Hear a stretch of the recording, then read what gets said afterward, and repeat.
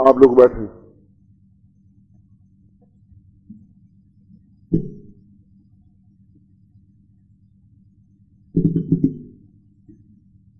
आज सुबह उनका आग्रह जरूर आया था कि सप्तमशी, क्योंकि भगवान महाकालेश्वर को तत्वेश्वर कहा गया है। वैदिक जितने भी ग्रंथ हैं, उन सारे वैदिक ग्रंथों में उनको तत्वेश्वर के नाम से पुकारा गया। शुरू में इनका नाम महाकालेश्वर नहीं था।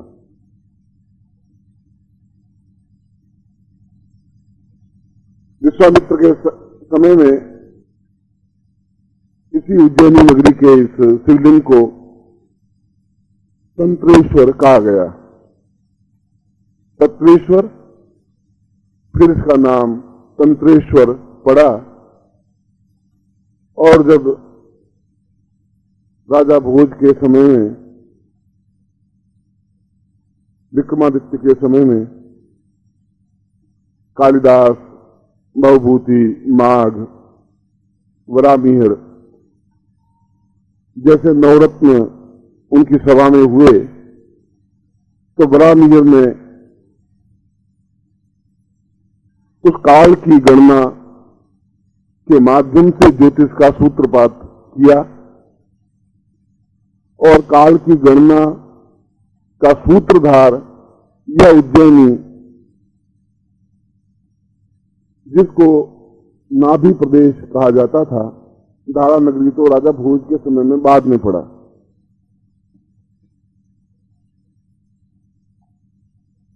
और जहां निरंतर भगवान शिव की जटाओं से धाराएं बहती रहती थी, जहां ज्ञान की धारा बहती थी, वहां वरामिहिर में विक्रमादित्य आज से 2052 वर्ष पहले उन्होंने इस नाभि प्रदेश को पूरे आर्यावर्त का एक धुरी बता करके यहीं से ग्रहों की गणना प्रारंभ की। तभी से इसका नाम काल की गणना प्रारंभ करने की वजह से कालेश्वर कहा गया, महाकालेश्वर कहा गया।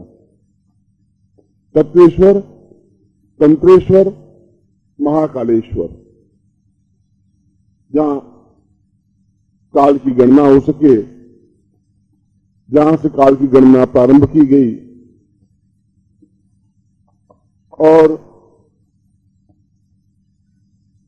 उसके बाद में तीनों ही रूपों में भगवान महाकालेश्वर या तत्वेश्वर या तंत्रेश्वर हमारे सामने विद्यमान है। इसका प्रमाण यह है कि इसके गर्भगृह में जब अंदर जाते हैं तो बिल्कुल सामने वासुकी सर्प उस शिवलिंग पर स्वतः निर्मित है और वासुकी का जो फन है उसके ऊपर सप्तमसी क्रिया का संपूर्ण विवरण अंकित है स्वतः। इसका तात्पर्य यह है कि उस वासुकी के फन पर, उस वासुकी के फन पर जो तत्व है, उस तत्व पर पूरी धरती टिकी हुई है। जैसा हमारे पुराणों में वर्णन है कि वासुकी के सर्प पर, वासुकी के फन पर पूरी पृथ्वी टिकी हुई है। वासुकी का मतलब है काल, सर्प का मतलब है काल। और उस यमराज ने, काल ने उस तत्वमसी को पूरी तरह से संपन्न किया, जो कि ब्रह्मांड से प्राप्त ज्ञान है। उसमें यदि आप सूक्ष्म दर्शक यंत्र से उस शिवलिंग को देखें, क्योंकि उसके ऊपर हजारों मन दूध और हजारों मन पानी, हजारों मन शक्कर, हजारों मन शहद इतना ऊपर बह चुका है कि अक्षर धूमिल से हो चुके हैं मगर अक्षर समाप्त नहीं हुए हैं। और उसमें उस तत्वमसी साधना या तत्वमसी क्रिया के बारे में विस्तार से तो नहीं, मगर सूत्रपात रूप में, सूत्र के रूप में समझाया है। इसका तात्पर्य हुआ कि जिसने तत्वमसी क्रिया समझी उसने पूरी पृथ्वी के ज्ञान को समझा। जिसने तत्वमसी क्रिया समझी उसने काल को पहचाना, काल को अपने हाथ में लिया। उस तत्वमसी क्रिया को समझा, वह वासुकी को अपने गले में डाल करके भगवान शिव के समतुल्य बना, एक गण बना। और उस तत्वमसी क्रिया को समझने का तात्पर्य है कि हम स्वयं भगवान शिवो हम अभियुक्त से शिवमय बन सके, जहां मृत्यु पास नहीं होता। चंद्रशेखर माश्रये मम किम करिष्यति वै यमः। यम क्या कर सकता है जब महाकाल ये चंद्रशेखर मेरे सामने विद्यमान है। और उस तत्व की आग और ज्वाला से दग्ध भगवान शिव स्वयं उस शीतलता को प्राप्त करने के लिए ललाट पर चंद्रमा को लगा दिया, जिससे कि निरंतर अमृत वर्षा होती रहे। इतना तेजस्वी मंत्र है, इतना तेजस्वी क्रिया है कि उस मंत्र के माध्यम से भगवान शिव जैसे ऑर्डरदानी और महादेव भी एक तप्तमय बन गए, अंगारमय बन गए। और यदि आप और शिवलिंग को ध्यान से देखें तो सामने का भाग तांबे के रंग का है और बाकी 3 भाग दूसरे काले रंग के हैं। एक भूरे रंग का है, एक तीसरे रंग का, अंत का काल बिल्कुल काले रंग का है। वह सामने वाला इतना बिल्कुल भूरे रंग का क्यों है? वह उसकी एक दाहक प्रचंड ज्योति का एक प्रवाहक है। यह एहसास है, ज्ञान है कि उसके उन चारों रूपों में तत्वमसी या तत्वेश्वर महादेव, या जैसा विश्वामित्र संहिता में बताया है तंत्रेश्वर महादेव, जैसा विक्रमादित्य के समय बताया है कि महाकालेश्वर, उन तीनों ही रूपों में, क्योंकि भगवान शिव चौथे रूप में ईशान कोण में विद्यमान रहते हैं और काल ईशान कोण में खड़ा नहीं हो पाता। पूर्व पश्चिम उत्तर, अग्नि वायव्य नैऋत्य, आकाश और पाताल, सब जगह काल की गति संचरित है। ईशान कोण में ईशाने कालम न भवति, ईशान कोण में काल खड़ा होता ही नहीं है। इसलिए महाकालेश्वर की पूजा ईशान कोण में खड़े होकर के ही की जा सकती है। और यह जो सामने का भाग है उसका जहां बिल्कुल भूरापन ज्यादा दिखाई देता है वह अपने आप में, और जहां वासुकी अंकित है वह ईशान कोण है। उस ईशान कोण में खड़े होकर के तत्वमसी क्रिया की जाती है, पूजन किया जाता है, अर्चन किया जाता है। यह उसकी मूल पद्धति है। यह मूल पद्धति ग्रंथों में लोप हो गई। इसलिए लोप हो गई कि पहले के जमाने में जो भी ज्ञान था वह मुख से मुख को दिया जाता था। गुरु अपने शिष्य को सिखा देता था, शिष्य अपने शिष्य को सिखा देता था। इस प्रकार से मौखिक कंठस्थ करने की क्रिया प्रारंभ हुई थी वैदिक काल से। ताड़पत्र और भोजपत्र तो बहुत बाद में आए। यह मौखिक गणना स्मरण शक्ति के अभाव में धीरे धीरे लुप्त होती गई और बीच में 5000 8000 वर्षों का ऐसा अंतराल आया कि ज्ञान अपने आप में लुप्त हो गया, क्योंकि उनको याद करने की पद्धति समाप्त हो गई, स्मरण करने की पद्धति समाप्त हो गई, कंठस्थ करने की पद्धति समाप्त हो गई। जब भोजपत्र और ताड़पत्र बने तो देख करके बोलने की पद्धति शुरू हुई, और जब शुरू हुई तो मस्तिष्क ने अपना काम करना न्यून कर दिया। मेरे बाल्यावस्था में जो भी रुद्राष्टाध्यायी या शिव महिम स्तोत्र जो प्रारंभ में मुझे रुद्राष्टाध्यायी सिखाया, और उसके स्वर किस प्रकार से उनकी हाथ की क्रियाओं के माध्यम से मंत्र का उच्चारण किया जाता है, कल आपने देखा होगा पंडित लोग बोल रहे थे ओम नमः संभवाय, हाथ हिल रहा था उनका। ये स्वर है कि एक काल को रिंझाने की वह भुजंग है जिसके माध्यम से उस भगवान तत्वेश्वर को या भगवान तंत्रेश्वर को रिंझाने की एक क्रिया है। वे हाथ की मुद्राएं हैं। और हाथ की मुद्राओं का तात्पर्य इशारा नहीं है, वह उनको एक जैसे भुजंग उनके सामने नृत्य करता रहता है। काल, भुजंग का मतलब काल, सर्प, सर्प का मतलब मृत्यु, यम। और जब जिसके सामने यम नृत्य करता है, जिसके सामने काल नृत्य करता है, जिसके ऊपर पूरी पृथ्वी अवस्थित है, वह तत्वेश्वर भगवान शिव अपने आप में उस दग्ध होते हुए चंद्रमा को, शीतलता को अपने ललाट पर लगाया, और फिर भी दग्धता नहीं मिटी तो गंगा को अपने जटा में डाल करके निरंतर प्रभावित होते रहे, जिससे कि उस गर्मी को, उस दाह को, उस दग्धता को कुछ ठंडा किया जा सके। इसीलिए वह तत्वमसी ज्ञान और तत्वमसी साधना लोप हो गई। यह ज्ञान ही नहीं रहा कि महाकालेश्वर उज्जैनी, तो एक आदि ऋग्वेद में भी इसका वर्णन है, जो हमारा आदि ग्रंथ है, जो जब आर्यों ने पहली पहली अपनी आंख खोली, जब पहली पहली सभ्यता का आविर्भाव हुआ, जब पहली पहली बार हम समझे कि हम क्या हैं, तुम क्या हो, हमारे और देवताओं के बीच में क्या समानता है, हम कैसे देवता की श्रेणी प्राप्त कर सकते हैं, उन ऋषियों और देवताओं का आपसी संबंध, काल की गणना, और उसका सारा वर्णन ऋग्वेद में वर्णित है। और ऋग्वेद का 21वां अध्याय और यजुर्वेद का 21वां अध्याय भी रुद्राष्टाध्याय है। जो कल पाठ हो रहा था वो यजुर्वेद संहिता का 40 अध्याय में से एक अध्याय है। उसमें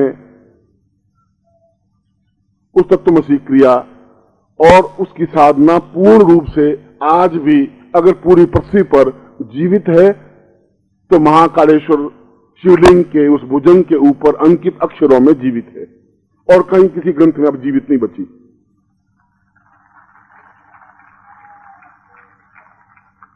और इसीलिए तत्वमसी क्रिया, तत्वमसी साधना अपने आप में अत्यंत गोपनीय बनी रही। गोपनीय इसलिए बनी रही कि जब ज्ञान ही नहीं रहा तो स्वतः गोपनीय बनी गई। जब तत्वमसी क्या है नाम रह गया, सुषेण ने कौन सी जड़ी बूटी संजीवनी बूटी लाए, एक नाम रह गया कि संजीवनी बूटी क्या है, कहां है, किस प्रकार से है, नाम तो हमें ज्ञात है। एक अभी एक फिल्म आई थी, डायनोसिस, जुरासिक पार्क, एक बहुत बड़ा हाथी से भी 10 गुना बड़ा जंतु इस पृथ्वी तल पर किसी समय विचरण कर रहा था। उसकी जाति समाप्त हो गई, वह रहा ही नहीं। सैकड़ों प्रजातियां, जातियां जैसे समाप्त हो गई, सैकड़ों प्रकार के ज्ञान भी समाप्त हो गए। आज हमें रुद्राष्टाध्यायी को पढ़ने के लिए भी, महिमन पढ़ने के लिए पुस्तक खोलनी पड़ती है। डायरी इतना भी याद नहीं रहता कि कल हमने क्या किया उसको डायरी में लिखना पड़ता है, महीने भर पहले मैंने क्या कहा था वो देखना पड़ता है। हमारा स्मरण शक्ति तो ऐसी रह गई है। और उसके बाद में तंत्र का संपूर्ण निचोड़ मैं आपको उस ज्ञान को रिपीट नहीं कर रहा हूं जहां त्रेता युग से प्रारंभ हुआ है या द्वापर युग से प्रारंभ हुआ। मैं तो वैदिक काल से आपकी चीज को प्रारंभ कर रहा हूं, जो उससे कई हजार वर्ष पहले प्रारंभ हुआ। उससे भी पहले जहां आर्य प्रारंभ हुए, सिंधु नदी के तट पर, और सिंधु से ही हमारा नाम हिंदू शब्द पड़ा, हिंदुत्व पड़ा, और वह सिंधु अपने आज भी विशाल रूप में विद्यमान है। आर्यों का मूल निवास स्थान, और वहीं पर पहली वैदिक ऋचाओं में, ऋग्वेद में इस तत्वमसी क्रिया का विवरण आया, मगर उसका विवरण भी अपने आप में गोपनीय रूप में रहा। फिर भी वह एक जीवित है। जब तक इस शिवलिंग को धो धो करके आज से 100 साल या 200 साल या 50 साल बाद वे अक्षर मिटेंगे जरूर, फिर केवल एक नाम रहेगा कि एक तत्वमसी जैसी कोई चीज थी, कोई ज्ञान था। और उसके बाएं पार्श्व में, दक्षिण पार्श्व में पूर्ण तंत्र की क्रिया विद्यमान है कि तंत्र के माध्यम से भगवान शिव को कैसे प्रत्यक्ष किया जा सकता है। अगर हम प्रत्यक्ष ही नहीं कर सके तो फिर मंत्र ही क्या हुआ, फिर हम ब्राह्मण हुए क्या, फिर हमारी ऋचाएं क्या हुई, फिर हम किस ऋषियों की संतान हुई।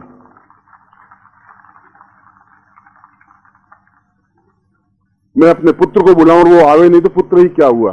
मैं अपने पिता को बुलाऊं और वो आवे नहीं, वह पिता ही क्या, और वो शिष्य क्या हुआ जो कंपेल नहीं करे, बाध्य नहीं कर दे गुरुदेव को कि वो करे ही, वो शिष्य भी क्या हुआ।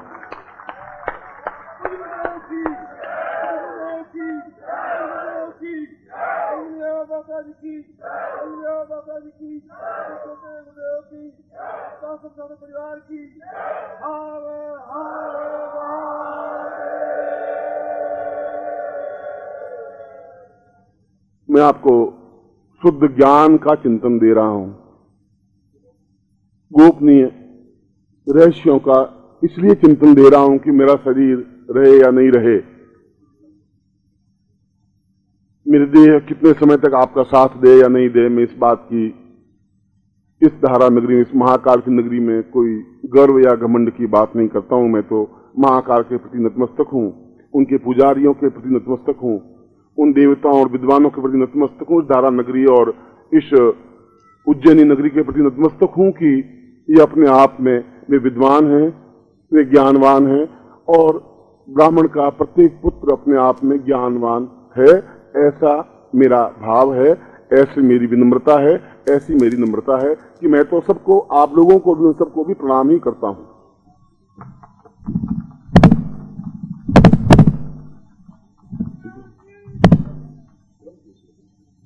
बात का क्रम मत तोड़ो।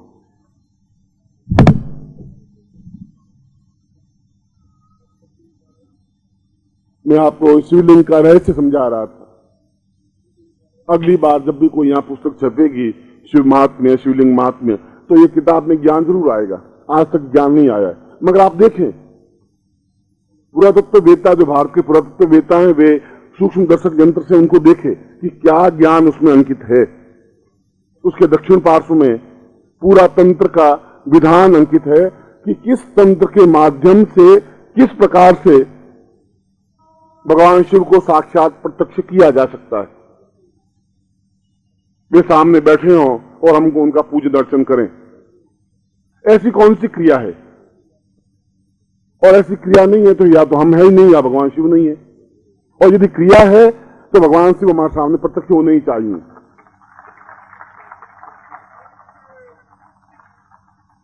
उसमें भी ये बताया गया है कि इस विधि से, इस तरीके से, इस तंत्र के माध्यम से, इन मंत्रों के माध्यम से भगवान शिव को, उस तंत्रेश्वर को साक्षात सामने पूर्ण रुद्र रूप में उपस्थित किया जा सकता है, और तभी से उनका नाम रौद्र पड़ा। इसलिए जहां तंत्र का भाग आया वहां ऊपर रौद्र शब्द है। रौद्र का मतलब है निरंतर डमरू बजाते हुए, पृथ्वी को हिलाते हुए, कंपायमान करते हुए, मृत्यु के देवता, जीवन के देवता। क्योंकि मृत्यु नहीं होगी तो जीवन नहीं बनेगा, और एक पूरे चक्र को बिल्कुल गतिशील करते हुए हम अपने जीवन काल में ही, यदि हमारा सौभाग्य हो, जब हमें ज्ञान होगा तो हम उसकी खोज में निकलेंगे। ज्ञान होगा तो कहीं न कहीं हम जाके बैठेंगे। ज्ञान होगा कि हरिद्वार ये है तो हरिद्वार में जाएंगे। जब ज्ञान ही नहीं होगा कि हरिद्वार कोई चीज है या गंगा कोई चीज है, तो हम कहां जाएंगे? यदि आप गंगोत्री से गौमुख की ओर जाएं तो चीड़वासा एक स्थान आता है, चीड़वासा, और फिर उसके आगे भोजवासा स्थान आता है। उसके आगे लाल बाबा का आश्रम है, और उसके बाद जहां पहली बार गंगा की बूंद बनती है वह गौमुख स्थान है। मैं अपने शिष्यों को लेकर के 5 या 6 साल पहले गया था। 6 साल हुए होंगे या 7 साल कुछ, और 300 शिष्य साथ में थे, 1-2 नहीं। यदि आप कभी जाएं तो आप देखें कि सामने विशाल बर्फ जमा हुआ पहाड़ है, जहां गौमुख प्रारंभ होता है, जहां गंगा की बूंद बनती है, और वहां आप और निरंतर सूर्य की किरणें उसके ऊपर पड़ती हैं, बर्फ पिघलता है और बहता हुआ नीचे धारा बनती है। पहली बूंद बनती है, 1 बूंद, 2 बूंद, 4 बूंद, फिर पतली सी धारा और हरिद्वार में आकर के पूरी नदी का रूप धारण कर लेती है। गंगोत्री में आकर के पूरा गंगा नीचे उतर जाती है, गंगोत्री, गंगा उतरी। मगर यदि आप कैमरे से उसका फोटो, बर्फ का फोटो खींचें, तो उसमें बर्फ का फोटो आएगा ही नहीं, भगवान शिव का साक्षात फोटो आएगा। ये अपने कैमरे से आप देख सकते हैं। ये अपने आप में अनोखी घटना है। आप जाएं और बर्फ को देख करके, बर्फ को छू करके और बर्फ के गोले बना के एक दूसरे को फेंक करके वापस आ जाएंगे। ये ज्ञान ही नहीं है कि यह कितना विशाल अपने आप में ज्ञान है कि भगवान शिव प्रत्यक्ष नहीं है। आप देख लें, सैकड़ों वर्षों से बर्फ पिघल रहा है, बिल्कुल जैसे जटाएं हैं, जटाओं से एक बूंद नीचे निचुड़ रही है। और मैं बात कर रहा था भोजवासा की, और भोजवासा नाम इसलिए पड़ा था कि हजारों लाखों पेड़ भोजपत्र के थे। मैं सन्यासी रूप में उन पेड़ों को देख चुका हूं, जहां सूर्य भी जमीन पर नहीं आ सकता था, पेड़ से पेड़ सटा हुआ था। और आज से 5 साल पहले जब मैं गया, तो केवल पूरे भोजवासा क्षेत्र में एक भोजपत्र का पेड़ जिंदा बचा हुआ था, सूखा हुआ, जिसके चारों तरफ गवर्नमेंट ने बाढ़ बना दी थी, इसलिए कि हमारी पीढ़ी कम से कम देख सके कि भोजपत्र का पेड़ ऐसा होता है, बस। और आने वाली पीढ़ियां किताबों में पढ़ेगी कि भोजपत्र जैसी कोई चीज होती थी। हमने देखा ही नहीं। ठीक उसी प्रकार से हमने उस तंत्र को समझा ही नहीं। हमारी पीढ़ियां भोजपत्र कैसा होता है नहीं देख पाएगी। हमने नहीं देखा कि भोजपत्र का पेड़ कैसा होता है। वह एक रुका हुआ पेड़ जरूर है, कभी गिर जाएगा तो वह भी समाप्त हो जाएगा। वह भी चारों तरफ बाढ़ बना करके एक पहरेदार सैनिक की नियुक्ति कर दी है, आर्मी है उधर, इसलिए कि यह पेड़ तो जीवित रह सके, उसको काट करके कोयले बना देते। जहां लाखों पेड़, जहां सूर्य नीचे धरती पर आ नहीं सके, असूर्यम पश्चात उस धरती को कहा जाता था, जिस भूमि को सूर्य स्पर्श नहीं कर सकता था, उस धरती पर अब धूप के अलावा कुछ बचा ही नहीं। ये तो भारत सरकार की इच्छा है, आकांक्षा है, जैसा वो जो भी हमारा देश जिस प्रकार से रखे। मैं उसके ऊपर कोई ऐसी 3-4 बार मैं कह चुका हूं अपने कई बार प्रवचनों में। ठीक उसी प्रकार से जब हमें ज्ञात ही नहीं होगा कि तत्वमसि क्या चीज है, तो हम केवल नाम स्मरण कर पाएंगे। तंत्र क्या है उसका नाम स्मरण कर पाएंगे। भगवान शिव को कैसे साक्षात किया जा सकता है, केवल किताबों में पढ़ लेंगे, और भी किताबें भी रहेगी नहीं, क्योंकि उन किताबों में भी कितना सही है, क्या सही है, महाकाल शिवलिंग क्या है, प्रारंभ में वैदिक काल में इसका नाम क्या था, ऋग्वेद में कहीं महाकाल का शब्द नाम नहीं है, ऋग्वेद में लक्ष्मी का नाम नहीं है, श्री नाम है। लक्ष्मी तो बाद में जहां देवताओं दानवों का युद्ध हुआ, जहां समुद्र मंथन हुआ, तब उसमें से जो निकली वह अपने आप में लक्ष्मी की क्रिया, जहां भगवान विष्णु ने उससे शादी की।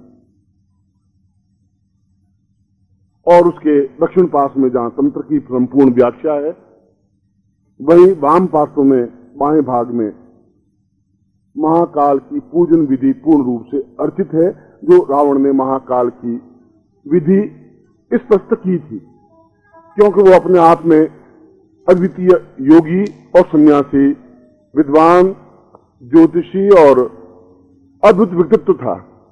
उसमें दर्प था, घमंड था, अहम था, प्रतिशोध की भावना थी, वह एक अलग विषय है। हम उस विषय को उसकी विद्वत्ता से नहीं जोड़ सकते। दुर्वासा तो उससे भी ज्यादा क्रोधी था। उस क्रोध से दुर्वासा का ज्ञान को नहीं जोड़ सकते। दुर्वासा अपने आप में, ज्ञान एक अलग चीज है, क्रोध एक अलग चीज है। जहां ज्ञान होगा वहां क्रोध आ सकता है। क्रोध अपने आप में कोई दुर्गुण नहीं है। अगर क्रोध दुर्गुण होता तो भगवान शिव को फिर रौद्र रूप कहते ही नहीं, उनको फिर रुद्र नहीं कहते। मगर क्रोध नियंत्रित हो, हमें ज्ञान हो, हम क्रोध को नियंत्रित कर सके। और चौथा भाग अपने आप में खाली है, जो ईशान कोण में है। और जहां पर खड़े होकर के उन तीनों ही रूपों की पूजा की जाती है। यह तो एक शिवलिंग का एक संक्षिप्त वर्णन है। उसको यदि उस तत्व को, उस तत्वमसी जो क्रिया उस पर लिखी हुई है, वह सूत्र रूप में लिखी हुई है। सूत्र रूप में ऐसे कि 12 स्वर होते हैं या 12 स्वर हो। अब 12 स्वरों को तब तक नहीं समझोगे जब 12 स्वर कौन कौन से हैं, जब तक नहीं समझोगे तो फिर आप 7 स्वरों पे घूम जाएंगे, सारे गम प। उसने लिखा 12 स्वर, और हमारी हिंदी भाषा में लिखा है कि स्वर है और बाद में व्यंजन है। तो ठीक उसी प्रकार से 12 स्वर लिख दिया। अब जब तक पंडित इस बात को समझेगा नहीं कि 12 स्वर कौन कौन से हैं, तब तक उसके आगे नहीं बढ़ सकता। तत्वमसी साधना उस छोटे से इतने से शिवलिंग में जो पूर्ण विधि यदि हम लिखें तो कम से कम 2000 ग्रंथों में उसकी व्याख्या आ सके, वह एक सूत्र रूप में वर्णित है, फिर भी वह जीवित है उस समय तक जब तक महाकाल हैं। और महाकाल तो करोड़ों करोड़ों वर्षों तक जीवित हैं, और उनसे महाकाल से प्रार्थना है कि उन पे अंकित वह विधि भी हम लोगों के लिए जीवित रह सके। ऐसी महाकाल से मेरी प्रार्थना है कि वे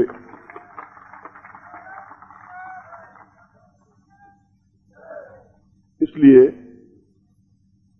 आपने जो आज उन विद्वानों ने, मैं तो पहले ही कहा है कि किसी भी ब्राह्मण के चरणों को धोकर के अपने सिर पर उसका जल प्रवाहित करने मुझे कोई शर्म नहीं आती, क्योंकि वो ब्राह्मण है। किसी भी सन्यासी, मूर्ख सन्यासी और अविद्वान सन्यासी को भी मैं हाथ जोड़ के प्रणाम कर लेता हूं, क्योंकि उन्होंने भगवे कपड़े पहन लिए हैं। चाहे उसके अंदर स्वार्थ है, लालच है, वह उसका एक अलग विषय है। मैं तो उसके भगवे कपड़ों को, कि उन्होंने हमारे भगवे कपड़े शंकराचार्य ने पहने थे, उन्होंने एक ज्ञान दिया था, एक चिंतन दिया था। विश्वामित्र ने पहने थे, उन्होंने एक ज्ञान दिया। वशिष्ठ ने पहने, उन्होंने एक ज्ञान दिया। इसलिए उनके वस्त्रों को मैं हाथ जोड़ के प्रणम्य करता हूं, चाहे वह मेरा शिष्य भी हो, और यदि उन्होंने संन्यास लिया है तो मेरा धर्म, मेरा कर्तव्य है कि मैं उनको प्रणामांजलि दूं। इसलिए मैं जो भी विद्वान है, जो भी पुजारी हैं, जो भी कार्यकर्ता हैं, जो गण हैं, उन सबको प्रणम्य भाव है। मगर ज्ञान एक अलग चीज है। ज्ञान का उन कपड़ों से कोई संबंध नहीं होता। शिवलिंग को रगड़ने से ज्ञान का कोई संबंध नहीं बनता। जोर जोर से ताकत लगाने से शिवलिंग भगवान शिव प्रसन्न नहीं होते। मैं उस बात को रिपीट नहीं करता कि रामचरितमानस क्या होती है, गीता क्या होती है, भागवत क्या होती है, या रुद्राष्टाध्यायी क्या होती है, कैसे, इसको मैं नहीं करता हूं। यह एक अलग विषय है। मैंने कहा कि सन्यासी अगर वहां बैठा है, मेरा शिष्य ही बैठा है, तो मैं तो जो ही कार से उतरता हूं, सामने खड़ा होता है तो उसको प्रणाम कर लेता हूं, जबकि उसको मैं 1000 वर्ष तक ज्ञान दे सकता हूं, सिखा सकता हूं। मगर चूंकि उसने भगवे कपड़े पहने हैं, इसलिए वो प्रणाम के योग्य है। इसलिए महाकाल प्रणाम के योग्य हैं, क्योंकि वे महाकाल हैं। इसलिए मैं उनको कहता हूं कि वे हमारे बीच में विद्यमान रहें उज्जैनी में, और उसके ऊपर जो ज्ञान अंकित है, वह ज्ञान कभी न कभी पुस्तकों में आ जाए तो आने वाली पीढ़ियां कम से कम उस ज्ञान को अनुभव कर सकें, देख सकें, समझ सकें कि तंत्र क्या है, तत्व क्या है, तत्वेश्वर क्या है, वह विधि क्या है, वह साधना क्या है। उस तत्वमसी साधना में क्या है कि हमारे अंदर एकदम से विस्फोट होता है। अगर भगवान शिव एकदम से लाल सुर्ख बन जाते हैं तो हम पीले चेहरे बने हुए क्यों रह सकते हैं? हम भी एकदम लाल सुर्ख बन सकते हैं यदि तत्वमसी क्रिया का ज्ञान है, उसकी साधना विधि है। और इसीलिए यह दुर्गम है, यह दुष्कर है। इसलिए सन्यासी शिष्यों को भी बहुत कठिनाई से दिया जाता है। और पृथ्वी पर मुझसे भी ऊंचे, मुझसे बड़े विद्वान सैकड़ों लाखों होंगे, है नहीं है, मैं इसकी गणना में नहीं गया हूं। मगर यदि है तो मैं उनको प्रणाम करता हूं। मगर वैसे सन्यासी कोई काम के नहीं है जो गुफाओं में, हिमालय में बैठ करके अंदर बैठे हुए हैं, वे सन्यासी मेरे काम के नहीं हैं। जो बीच में आकर के आप लोगों के बीच में आकर के जल सकते हो, बता सकते हो आपको और दृढ़ता के साथ खड़े हो सकते हो, उनको मैं प्रणाम करने को योग्य हूं। उनमें गुफाओं में छुप कर बैठने के योग्य नहीं है। घर में घुसकर तो कोई भी बैठ जाएगा, उन गुफाओं में तो कोई भी छुप करके बैठ जाएगा। चाहे उनके पास ज्ञान है, वो ज्ञान क्या काम का? वह गुलाब का फूल क्या काम का? जंगल में खिला और मुरझाकर बिखर गया, वो क्या काम का? इसकी अपेक्षा तो मेरे बगीचे में जो गुलाब का फूल खिला है वह ज्यादा काम का है।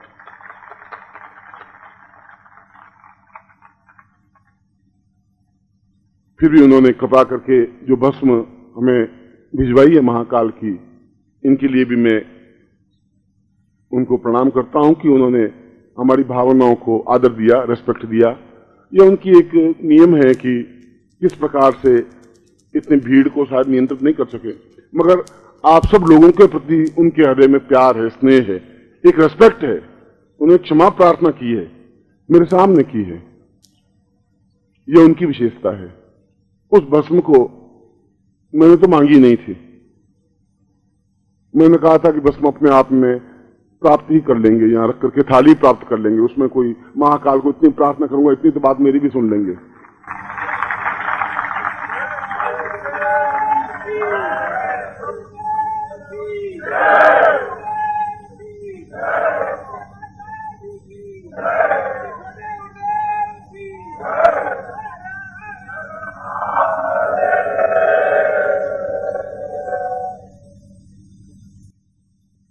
इसलिए उलझा रहा कि कल जैसे मैंने आपको कात्यायनी प्रयोग बताया था कि उस भस्म को जो 5 साल बाद छिड़ाना था, उस क्षण को आज ही खड़ा कर दिया। ये उज्जैनी में ही संभव है। मगर जो मैं सोच रहा था आपको परिपक्व बनूं, आप परिपक्व हैं। आप मेरे लिए किसी भी हालत में, किसी भी रूप में मेरे पीछे खड़े हैं, इस बात का तो मुझे गर्व है। मैं कहता हूं कि सैकड़ों मठ, सैकड़ों संप्रदाय होंगे भारतवर्ष में हैं, मगर आप जैसे शिष्य किसी गुरु के पास नहीं, इस बात का तो मुझे गर्व है और ये गर्व मेरा बना रहेगा।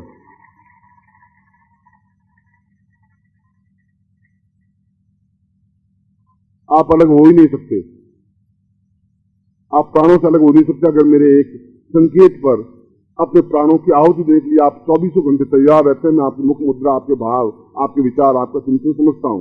आपके अंदर स्वार्थ नहीं है। दुनियादारी की एक बात अलग है। दुनियादारी में हमें उस रूप में रहना ही पड़ेगा। बदमाश के साथ बदमाशी करनी पड़ेगी, दैत्यों के साथ दैत्यों का व्यवहार करना ही पड़ेगा। मगर मेरे प्रति आपका जो एक अटैचमेंट, एक प्यार, एक स्नेह है, उस बात को भी मैं अनुभव करता हूं। इसीलिए कैसा भी स्थिति हो, मैं पहुंचने की कोशिश करता हूं। कई बार सोचता हूं कि अब लिख दूं कि मैं अब किसी प्रकार से शिविरों में भाग नहीं लूंगा। मैं अपना खुद का स्वाध्याय, खुद की साधनाएं वापस उस जगह पहुंचना चाहता हूं जहां से मैं प्रारंभ हुआ था। और ऐसा हर बार सोचता हूं कि इस बार अंक में दूं, इस बार अपने शिष्यों को बता दूं कि बहुत कुछ हो चुका है, मैं आपके बीच में रहूंगा। मगर फिर आपका प्यार, फिर आपका प्रेम, फिर आपकी आंखों के आंसू, फिर आपका गिड़गिड़ाना, फिर आपका दंडवत प्रणाम कर देना, फिर मुझे इस बात के लिए बाध्य कर देता है कि मैं आपके बीच में खड़ा रह सकूं, आ सकूं, आपसे बातचीत कर सकूं, आपको देख सकूं।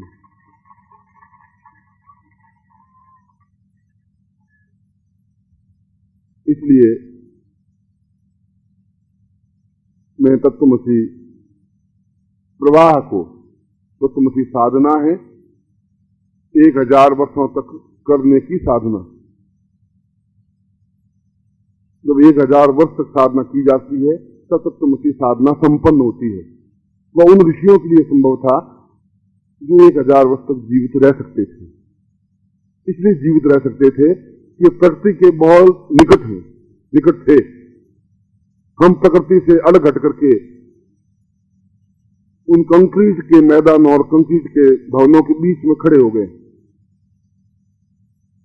हम चारों तरफ देखते हैं तो ऊंचे ऊंचे बिल्डिंग्स हैं और हम बीच में एक मकान के बीच में खड़े हो गए जहां चारों तरफ सीमेंट, लोहा और पत्थर लगे हुए हैं। प्रकृति कहीं नहीं है। फिर जब हमने चालाकी की और गमलों में प्रकृति को लाके बीच में रख दिया, छोटी छोटी प्रकृति को, कहीं गुलाब का पौधा लगा दिया, कहीं, क्योंकि प्रकृति से अलग हम हो नहीं सकते, संभव नहीं है। हमारी मजबूरी है। हम गमलों में फिर कैक्टस उगा करके रखते हैं, चाहे तुलसी का पौधा लगाते हैं, चाहे गुलाब का पौधा लगाते हैं, मगर प्रकृति से जुड़ा रहने की मजबूरी हमारी है। और वे पूर्ण प्रकृति के अंदर थे। क्या डिफरेंस है? गाय का एक बच्चा प्रकृति के हाथों से पैदा होता है और पैदा होते ही 2 घंटे के बाद पैरों पे खड़ा हो जाता है, 5 घंटे बाद दौड़ने लग जाता है। फिर 5 घंटों में दौड़ने लग जाता है बच्चा गाय का, पशु का। और एक मनुष्य का बच्चा जहां हम बहुत संभालते हैं, उसको ढकते हैं, उड़ाते हैं, ये ध्यान रखते हैं, 9 महीने बाद पैरों पर खड़े होने की क्रिया सीखता है। हम कितने प्रकृति के दूर हैं। जितना प्रकृति के निकट हुआ अपने आप में खड़ा हो गया। उस पशु को सिखाया नहीं, उसके पांव थरथराए नहीं। 2 घंटे बाद बच्चा खड़ा हो जाता है, दूध पीने लग जाता है, और 5 घंटे बाद कुलांचे भरने लग जाता है, अंडा फूटता है। और वह चिड़ी का बच्चा केवल 8 घंटों में पंख फड़फड़ा के खड़ा हो जाता है, उड़ने लग जाता है, क्योंकि वो प्रकृति के बीच में है। वे ऋषि प्रकृति के बीच में थे, 1000-2000 वर्ष की साधना कर सकते थे, उम्र ले सकते थे। हम प्रकृति से अलग हो गए हैं और इसीलिए हमारी आयु घटती गई। मेरे दादा 100 साल के थे, मेरे पिता 80 साल के रहे, मैं शायद कितने साल का होऊंगा, मेरी अगली पीढ़ी कितने साल की होगी। ये तो आप आगे की पीढ़ियां जितनी ही प्रकृति से दूर होती जाएंगी उतनी आयु को घटाती जाएंगी। जितना प्रकृति के गोद में रहेंगे उतनी हम सक्षमता बन सकेंगे, मगर हमारी मजबूरी बन गई है कि हम शहर में रहने के लिए हमारी मजबूरी है, नौकरी वही है, व्यापार वही है। इसलिए कल या परसों मैंने प्रवचन कहा था कि हम पेड़ पौधों से बातचीत करना सीखें, अपने आप से बातचीत करना सीखें। इसलिए मैंने कहा था कि हम गुलाब से भी बात करें, गुलाब का फूल खिला हुआ है, 1 घंटे तक बातचीत करने की क्रिया सीख सकें। जितना ही हम प्रकृति से दूर हटेंगे उतनी आयु हमारी न्यून होती जाएगी। पहले 21 महीनों का गर्भ धारण करके संतान उत्पन्न होती थी। सुखदेव, वशिष्ठ, विश्वामित्र, 18 ऋषि जो ब्रह्मर्षि कहलाए, पूरे 21 महीने के गर्भ के बाद उत्पन्न हुए, पूरा शास्त्रों में वर्णन। उसके बाद में 16 महीनों से संतान उत्पन्न होने लगी, फिर 12 महीनों से उत्पन्न होने लगी। सत्यनारायण कथा में लिखा है कि पूरे 10 मास के बाद में सुंदर कन्या का जन्म हुआ। 10 महीने खत्म हुए, फिर 9 महीने के बाद संतान होने लगी, तो उनको पूर्ण संतान कही गई। और अब 9 महीने से कोई संतान नहीं होती, 8 महीने और 7.5 महीने में संतान उत्पन्न हो जाती है। आप स्वयं सोच लें कि वह कितना परिपक्व मस्तिष्क का बालक होगा, ये आप स्वयं कल्पना कर सकते हैं। और शायद आपकी उम्र में देखते देखते आपकी आने वाली पीढ़ियां 5 महीने बाद ही संतान उत्पन्न करके देख लेगी। वह केवल अधूरे बालक हैं, पूर्ण पुरुष नहीं पैदा हो सकते, ऋषि पैदा नहीं हो सकते। जब तक 21 महीने का गर्भ धारण करने की पद्धति नहीं होगी, ऐसी माएँ नहीं होगी, ऐसे गुरु नहीं होंगे, तो ऋषि पैदा नहीं हो सकते, नर पैदा हो सकते। ये आपके सामने की कथा है, आपके सामने की विधि, आपके देखते देखते आप खुद अपने बचपन में देख लीजिए कि 11 महीनों के बाद संतान उत्पन्न होती थी, 10 महीने बाद संतान उत्पन्न होती थी, फिर 9 महीने बाद संतान उत्पन्न हुई। आज से 20 साल पहले, 25 साल पहले पूरे 9 महीने से 1-2 दिन ऊपर जाते थे, या 8 महीने और 27 दिन होते थे, 9 महीने और 27 दिन। फिर 9 महीने होने लगा तो कहा कि पूर्ण गर्भ है, कहीं न्यूनता नहीं है। अब उसके बाद ऑपरेशन से 7 महीने 7.5 महीने में बालक उत्पन्न कर लेते हैं, और बालक जिंदा रहता ही 4.5 फुट का, 5 फुट का, आंखें मिचमिचाता हुआ, गाल पिचके हुए चल रहे।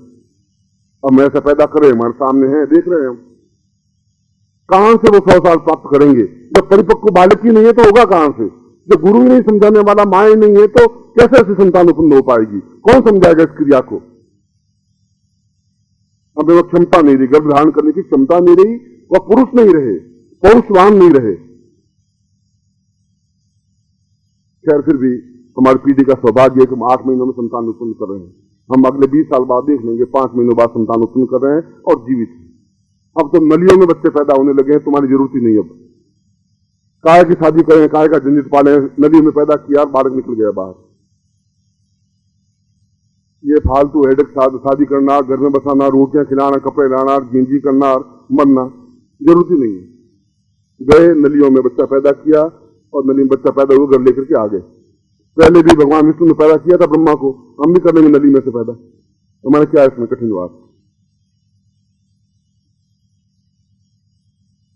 इसलिए हमारा ज्ञान उस तत्वमसी के बारे में समझा रहा था कि वह तत्वमसी अपने आप में पूर्ण रौद्र है, अपने आप में पूर्ण शरीर को पौरुषवान बनाने की क्रिया है, दीर्घायु बनाने की क्रिया है, इच्छा मृत्यु की क्रिया है। जब हम चाहें तब मरे ही नहीं। भीष्म पितामह नहीं मर सकते थे, क्यों? तत्वमसी साधना संपन्न की थी, अधूरी।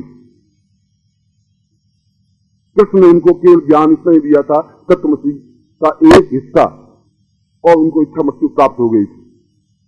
जब वो चाहे तभी उन्होंने देह, जब उत्तरार्ध में सूर्य आया तभी अपना देह छोड़ा, और देह छोड़ने उनकी मजबूरी इतनी हो गई थी कि बाणों के ऊपर सोए हुए थे, चारों तरफ से खून रिस रहा था।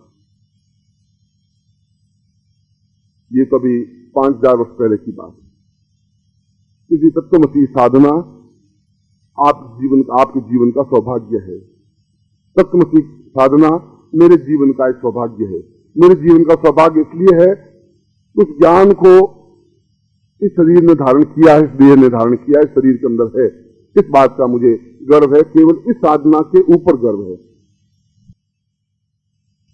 उस स्त्रीलिंग पर मैं केवल 5 मिनट आपसे और लूंगा, केवल समझाने के लिए। स्त्रीलिंग का, उस स्त्रीलिंग पर तत्वेश्वर जहां वर्णन है, सामने भुजंग के ऊपर,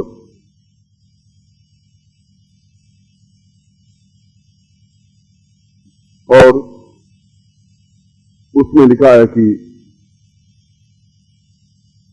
तत्वेतांग तपा यमत्वम सदैवम सदीर्घम सचिंत्यम विचिंत्यम वदैवम सहितम सपूर्ण अतएव। यह जो कुछ मैं वर्णन कर रहा हूं स्वतः निर्मित अक्षर है, क्योंकि किसी ऋषि तो इस प्रकार से शिवलिंग पर अंकित नहीं कर सकता। मैंने पहले ही कहा, तत्वमसी साधना ब्रह्मांड से प्राप्त साधना है, किसी ऋषि के द्वारा उत्पन्न साधना नहीं है। कई स्वर और व्यंजन ब्रह्मांड से अपने आप प्राप्त होते ही हैं, यदि हमारे पास सुनने की शक्ति हो, हमारे पास एहसास करने की शक्ति हो। यदि हम टीवी खोले या रेडियो खोले तो 10,000 मील दूर अमेरिका में भी कोई बैठा हुआ बोल रहा है तो हम सुन लेते हैं। इसका मतलब 10,000 मील दूर से भी आवाज आती है। और यदि हम उस कड़ी को, ब्रह्मांड के उस आज्ञा तक उस कड़ी को थोड़ा खोल दें तो ब्रह्मांड में जो स्वर है ये स्वर हमें बिल्कुल स्पष्ट नहीं देंगे, जैसे अमेरिका का स्वर रेडियो या टेलीविजन के माध्यम से देता है। आवश्यकता है इसको पूर्ण रूप से जागृत करने की, जिसको तीसरा नेत्र कहा गया है, जिसको थर्ड आई कहा गया है, क्योंकि हम टेलीविजन देखते हैं उसको ब्रह्मांड को देख सकते हैं। उस तीसरे नेत्र का जागृत होने का, यहाँ नेत्र, यहाँ पूरी आंख बन गई, पुतली बन गई, आंख खुल गई, चमड़ी फट गई, ऐसा तीसरा नेत्र का तात्पर्य नहीं है। तीसरा नेत्र का तात्पर्य है कि इस ब्रह्मांड को देख लेना। कृष्ण ने उस महाभारत काल में खड़े होकर के क्या बोला, किस भाषा में बोला, किस टोन में बोला, किस ऊंचाई स्वर आरोह अवरोह में बोला, आज भी हम सुन सकते हैं। बिल्कुल सेम उस दृश्य को अपने सामने ला करके, उस दिव्य दृष्टि या उस तीसरे नेत्र को जागृत करके, उस आज्ञा चक्र के नीचे जो है वह अपने आप में तीसरा नेत्र है या सिक्स सेंस है या थर्ड आई है, या जिसको आप जो भी कहें वह है, जो जीवन की विशेषता है। और तत्वमसी उस श्लोक का भावार्थ में बता रहा हूं, जब ऊपर ही ऊपर लिखा है कि तत्वमसी का तात्पर्य है संपूर्ण काल को अपने अंदर समाहित कर लेना। तत्वमसी का तात्पर्य है संपूर्ण जीवन को अपने आप में ज्योतिर्मय बना देना, ज्योतिर्लिंग बना देना, ज्योतिर्वान एकदम से ज्योतिष बना देना तत्वमसी साधना के माध्यम से। तत्वमसी का तात्पर्य है पूर्ण ऊर्जावान बन जाना, यौवनवान बन नहीं। यौवन तो बहुत छोटी चीज रह गई। ऊर्जा समाप्त, सूर्य की ऊर्जा समाप्त हो नहीं सकती। 10,000 साल पहले भी इतना ही रोशनी थी, आदमी उतनी रोशनी, 10,000 साल बाद में इतनी ऊर्जा होगी, वह समाप्त नहीं हो सकती। और मनुष्य के अंदर भी ऊर्जा इतनी उत्पन्न हो कि 100 साल जीवित रहे, 1000 साल जीवित रहे, मृत्यु आ ही नहीं सकती, संभव नहीं है। जहां ऊर्जा है वहां मृत्यु कैसे हो सकती है? जहां हृदय धड़केगा वहां मृत्यु कैसे आ सकती है? तत्वमसी का तात्पर्य है मृत्यु पर विजय प्राप्त करना। तत्वमसी का तात्पर्य है पूर्ण यौवनवान और सुदर्शन बनना, देखते रहने, एकदम देखे एहसास हो कि कोई चीज है। तत्वमसी का तात्पर्य है प्रत्येक भविष्य को और भूत को, हजारों साल बाद की घटनाओं को, 1000 साल पहले की घटना को देख लेना, और देख लेना नहीं, हस्तक्षेप कर लेना। घटना गड़बड़ है तो ठीक कर लेना, प्रकृति में व्याघात करके भी, क्योंकि वह पुरुष है और प्रकृति उससे दास रहती है, इसलिए प्रकृति और पुरुष का एक जोड़ा बनाया गया है। और तत्वमसी का तात्पर्य है अपने आप में पूर्ण शिवमय होकर के शिव को साक्षात अपने सामने उपस्थित करके उनके माध्यम से उनका पूजन संपन्न करना, उनके द्वारा ही उनका पूजन संपन्न करना। ये अपने आप में कोई छोटी घटना नहीं है, क्योंकि देवताओं का पूजन तो फिर भी संभव है। महादेव तो अपने आप में देवताओं की देवता है, अद्भुत व्यक्तित्व है। और कभी कभी समय आ जाता है पहले, ऐसा ही समय विद्वत परिषद का, अगर उसके बीच में कोई बोलना पड़ा तो उनके बीच में बोलूंगा। मैं जो भी बोलूंगा वो अपने आप में अंकित है।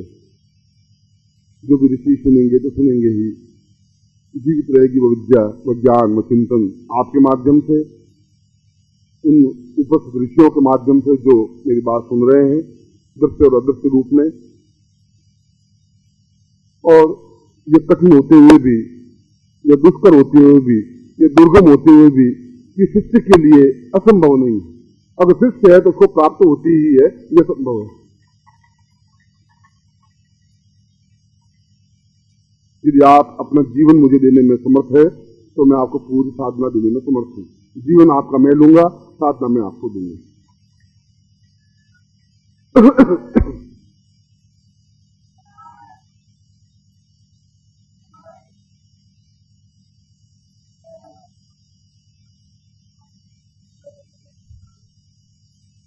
कल शिवरात्रि से पहले,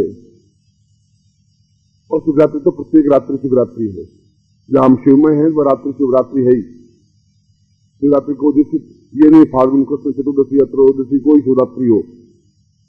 जहां शिव है वहां शिवत्व है, जहां शिवत्व है वहां शिव की रात्रि हो या शिव का दिन हो, या शिव का प्रारंभ हो या शिव का अंत हो, या शिव का मध्य भाग हो या शिव का उत्तम भाग हो।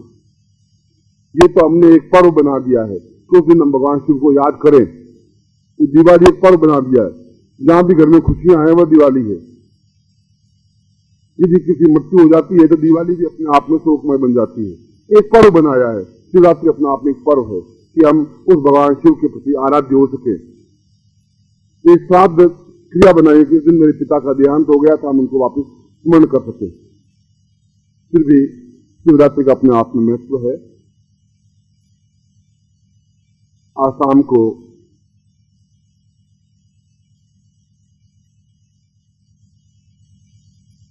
आपके आग्रह पर भगवान शिव को अपने साथ की दूर रखते हुए, उनसे अनुमति देते हुए निकटतमसी साधना आपको संपन्न करवाऊंगा। ऐसी मैं आपकी इच्छा का स्वागत करता हूं।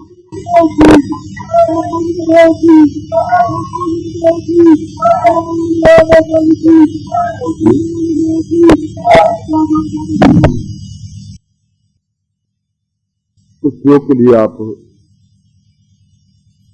अपने आप में सक्षमता बरतें, इसको गोपनीयता बरतें।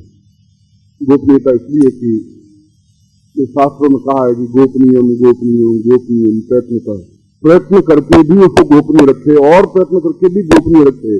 गोपनीयम गोपनीयम गोपनीयम प्रयत्न करके भी इस विद्या को गोपनीय ही रखे।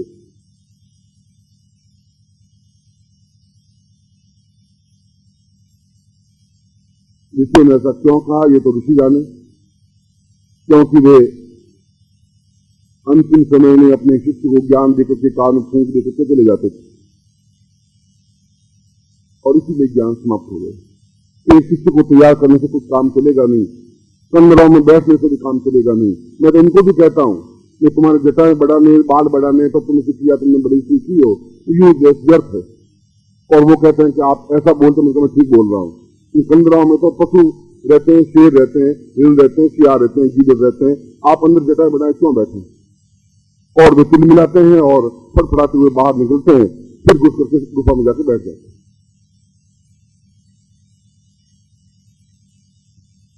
इसलिए बैठ जाते हैं कि दुनिया से जूझा जा सकता है, देवताओं से जूझा जा सकता है, शिष्यों से नहीं जूझा जा सकता। ये मेरे लिए भी संभव नहीं है। इसलिए जब मैं गेट से घुसता हूं तो मन ही मन आप सबको पहले प्रणाम कर लेता हूं कि कोई ऐसी बात बीच में नहीं डाल दे कि मुझे जो नहीं बोलना चाहिए या कोई ज्ञान वो निकल जाए।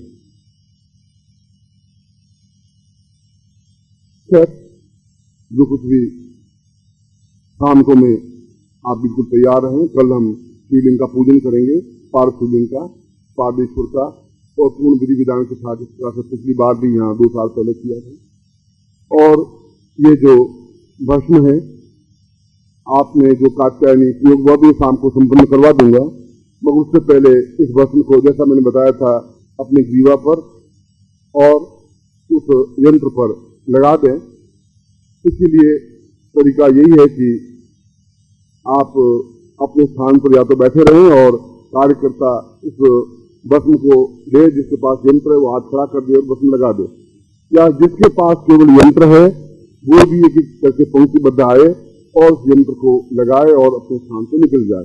दोनों में से कोई भी तरीका जो आयोजक समझे, जैसा उचित समझे वैसा करे, मगर पेशेंटली बिल्कुल धैर्य पूर्वक करे, जिससे कि वह यंत्र अपने आप में शिवमय बन सके। कात्यायनी का तात्पर्य है शक्ति, दुर्गा। पार्वती अपने आप में दुर्गा का एक रूप है, शिव वाहिनी है। और मैंने कल भी बताया था कि प्रथम पहले पुत्री का, द्वितीय ब्रह्मचारिणी, तृतीय घंटे थी, कूष्मांडे थी, चतुर्थम पंचम स्कंदमाते थी, षष्ठम कात्यायनी, प्रथम कालरात्रि थी, महागौरिताश्रमम, नवमम सिद्धात्री, नवदुर्गा प्रकीर्तिता। इन दुर्गाओं में से सबसे श्रेष्ठतम कात्यायनी, जो पार्वती का ही अपने आप में पूर्ण रूप है, जो लक्ष्मी का ही अपने आप में पूर्ण रूप है, क्योंकि उसके पास तो कुछ है ही नहीं। मोक्ष खटवांगम परसुरजिनम भस्म फणिना कपालम। बहुत खुश हो जाएंगे आपके ऊपर भगवान शिव, तो एक सांप निकाल कर आपके हाथ में गिरा देंगे, ले देखते जा। ज्यादा खुश हो गए और क्या किया, एक सांप, एक ही जगह 2 सांप भी देंगे, ले जा दो। और बहुत ही ज्यादा खुश हो गए तो अपने हाथ में खप्पर है, वो आपने खप्पर दे देंगे, ले जाते हैं भीख मांगने, तो मांग ही रहा हूं कोई मांग। और ज्यादा आराधना कर देंगे तो अपने पास शमशान में बिठा देंगे, बच्चा छोड़, बच्चों को छोड़, आजा मेरे पास आ जाए। ये महादेव अपने आप में इसलिए महादेव नहीं है, इसलिए कि उनके साथ में कात्यायनी है, जगत जननी दुर्गा है, मां पार्वती है, इसलिए उनके जीवन में वह ज्ञान, व चेतना, व पूर्णता, इसलिए शिवमय कहला सके इस शक्ति के रूप में। इसलिए गणेश जैसे पुत्र पैदा हो सके, कार्तिकेय जैसे सेनापति पैदा हो सके, जिनकी पत्नी रिद्धि और सिद्धि बन सकी, जिनके पौत्र सुख और लाभ बन सके। उस जगत जननी को अत्यंत विनीत भाव से प्रणाम करते हुए और भगवान महाकालेश्वर को प्रणाम करते हुए शाम को मैं उस यंत्र पर इस कात्यायनी प्रयोग को संपन्न करवाऊंगा। उसके बाद तत्व प्रयोग भी आज ही मुझे संपन्न, अगर आपने कहा है तो मैं करवा दूंगा, जिससे कि कल पूर्ण रूप से उस महारात्रि और शिवरात्रि का विधि विधान के साथ कार्य संपन्न कर सके। वास्तव में ललाट पट्टे लिखितम विधाता, विधाता ने आपको ललाट पट्ट पर बहुत कुछ अच्छे अक्षरों में सौभाग्य लिखा होगा। इस बात का तो आपको गर्व होना ही चाहिए, और वास्तव में आप गर्ववान पुरुष हैं। मैं आपको हृदय से आशीर्वाद देता हूं।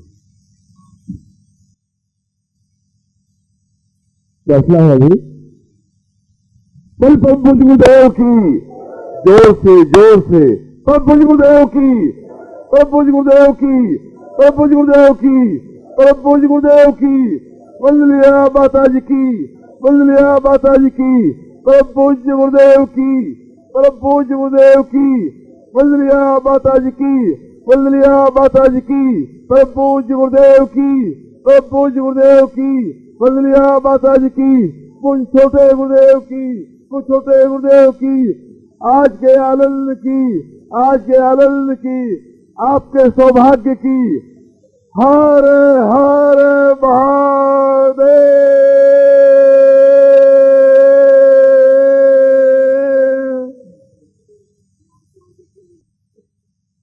हर